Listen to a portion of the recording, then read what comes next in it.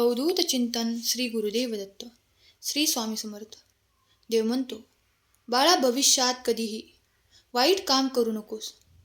ज्या चुका तू केल्या आहेस त्या चुका मी माफ केल्या आहेत. आता परत त्या चुका करत जाऊ नकोस. कोणाचे मन दुखावू नकोस. कोणालाही वाईट वाटेल असे बोलू नकोस.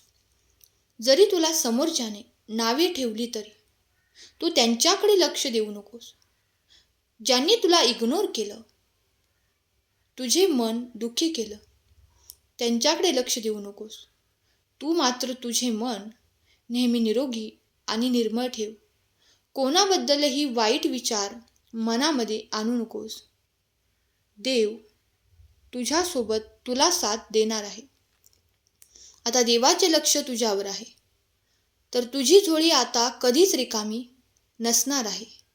देव देतो तेव्हा भरपूर देतो. फक्त तुमचा विश्वास हा देवावर असायला हवा. जर तुम्ही सहमत असाल तर स्वामी आई असे कमेंट करा. बाळा, जेव्हा जेव्हा तू माझं नामस्मरण करशील त्यावेळी तुला पॉझिटिव्ह एनर्जी नक्कीच मिळणार आहे.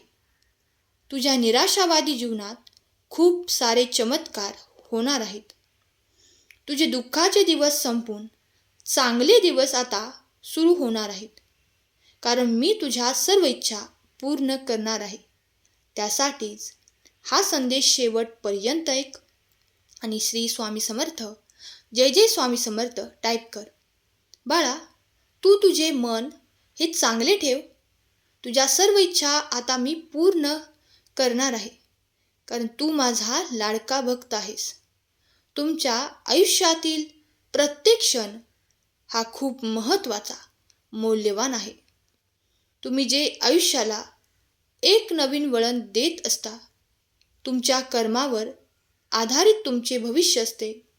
त्याचं ज्ञान तुम्हाला असायला हवे. जर तुम्ही चांगले कर्म केले तर त्याच आधारावर तुमचे पुढील भविष्य असते. त्यासाठी चांगले आणि हिताचे कर्म करा. जेव्हा तुला थोडासा मोकळा वेळ मिळेल तेव्हा तुमचे कर्म तुम्ही तपासून बघा. तुमची वेळ वाया घालवू नका. वेळ खूप महत्त्वाची आहे. तू वेळ वाया घालवू नकोस. त्या वेळेचा माझ्या नामस्मरणात सदुपयोग कर. सहमत असशील तर खरा स्वामी भक्त कमेंट कर आणि या भक्तिमय चॅनलला सबस्क्राईब कर. तुझे मन तू चांगले ठेव. अंतर्मनात प्रचंड शक्ती आहे. जेव्हा तुम्ही या शक्तीवर दृढ श्रद्धा ठेवू लागतात तेव्हा सुख तुमच्याकडे चालत येते. मग तुमची स्वप्न सत्यात उतरतात. अंतर्मनाच्या शक्तीद्वारे तुम्ही कोणत्याही अपयशानंतरही धवल यश मिळवू शकता आणि तुमच्या मनात जतन केलेली इच्छा पूर्ण करू शकता. जो ईश्वरावर विश्वास ठेवतो तो सुखी होतो. सुखाची निवड करा. सुखी असणं ही एक सवय आहे. ज्या गोष्टी सत्यपूर्ण आहेत, न्यायपूर्ण आहेत, त्यांची प्रशंसा व्हायलाच हवी. बाळा, तू एक गोष्ट नेहमी करत राहा. सकाळी डोळे उघडताच स्वतःलाच म्हणा, आज मी सुखाचे, यशाचे, योग्य कार्याचे, प्रेमाचे आणि शुभेच्छांची, शांतीची निवड करत आहे. मी माझ्या भगवंतावर खूप प्रेम करत आहे अशी प्रार्थना करा. आणि बघा, तुमच्यातला बदल आजवर तुम्हाला जे काही प्राप्त झाले त्याबद्दल कृतज्ञता व्यक्त करा.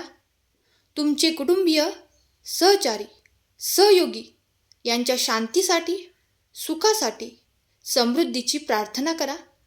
तुम्ही सुखी होण्याची इच्छा हृदयापासून करायला हवी. तीव्र उत्कट इच्छाशिवाय काहीच पदरी पडत नाही. इच्छा म्हणजे कल्पनांचे व श्रद्धांचे असलेले अनिवार्य ओढ. तुमच्या इच्छापूर्तीची कल्पना करा. इच्छा पूर्ण झाली आहे असे अनुभवा. भीती, राग, द्वेष आणि अपयशांच्या विचारात गुंतल्यास तुम्ही दुःखी व्हाल. लक्षात घ्या, तुमचं जीवन तसंच असेल जसे तुमचे विचार. तुम्ही सुख मुळीच विकत घेऊ शकत नाही. काही कोट्याधीश लोक सुखी आहेत तर काही दुःखी. ज्यांच्याजवळ पुरेसा पैसा नाही असे बरेच लोक सुखी, समाधानी, आनंदी आहेत. तर काही दुःखी. पैसाही काही सुखाची मास्टरकी नव्हे. काही विवाहित लोक सुखी आहेत तर काही दुःखी. तुमच्या विचारात आणि भावनेत सुख असतं. त्यामुळे तुम्ही तुमचे विचार चांगले ठेवा. सहमत असाल तर खरा स्वामी भक्त कमेंट करा आणि आपला हा संदेश प्रियजनांना शेअर करा. बाळा, मनाच्या शांत जमिनीत फुलणारं पीक म्हणजेच सुख. तुमचे विचाररूपी नांगराला शांतीच्या सुरक्षेशी बांधा. मग तुमचं मन केवळ सुखाचीच निर्मिती करेल. तुमच्या सुखात कोणताच अडथळा नसतो. बाह्य वस्तू हे सुखाचे कारण ठरू शकत नाही, ते परिणाम आहे. कारण तुम्ही तुमच्या अंतर्मनापासून सुखाचे सूचक चिन्ह मिळवा आणि सुख निवडा आणि आनंदी राहा. सर्वात सुखी व्यक्ती तो आहे जो सर्वोत्तम व्यक्ती आहे, जो व्यक्ती ईश्वरावर प्रेम करतो, जो मानतो ईश्वर सर्वोच्च आणि परम आहे. ईश्वराचं साम्राज्य तुमच्या हृदयात आहे. तर तुम्ही हृदयाचे रक्षण करा. ते कशाने करता येईल? तर ते करता येईल भगवंताच्या नामस्मरणाने. त्यामुळे नामस्मरण करा. नामस्मरणामुळे बरेच फायदे आपल्याला मिळत असतात. मन हे एक रेकॉर्डिंग मशीन आहे. त्यांच्यावर अंकित झालेले तुमच्या नेहमीच्या सवयीचे विचार तुम्ही उत्पन्न करत असतात.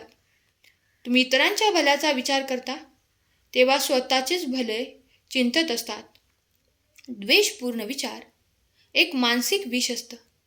बाळा, इतरांचं वाईट चिंतू नका, कारण असं करून स्वतःचं वाईट चिंतलं जातं. तुमच्या विश्वात तुम्ही एकटेच विचार करत असतात. तुमचे विचार निर्मितीक्षम असतात. तुमच्या विचारांना अनुसरून अनुभव साकार करत असतात. तुमचं मन एक रचनात्मक माध्यम आहे. तुम्ही इतरांच्या बाबतीत जे विचार करतात, ज्या भावना अनुभवता, तेच तुमच्या स्वतःला अनुभवायला येत असतं. इतरांनी तुमच्याबाबत जे विचार करावे असे तुम्हाला वाटते, तसेच विचार त्यांच्या बाबतीत करा.